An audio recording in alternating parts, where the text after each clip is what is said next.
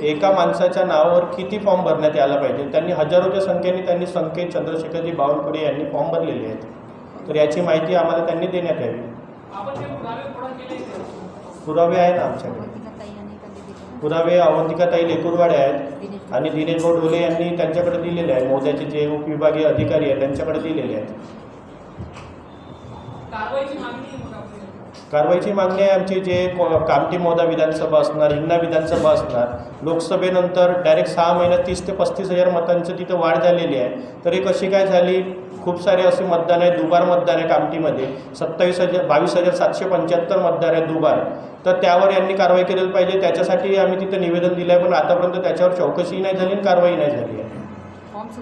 फॉर्मसुद्धा आम्ही भरून दिलेले आहेत त्याच्यात.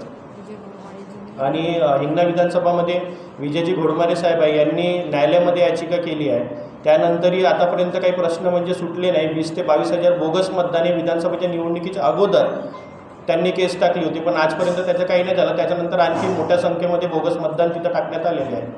आणि कामठी मौदा विधानसभामध्ये अवंतिकाताई लेकुरवाडे आणि दिनेश भाऊ ढोले यांनीसुद्धा तिथे उपविभागीय अधिकाऱ्यांना निवेदन दिलं आहे आणि चौकशीची मागणी केली आहे.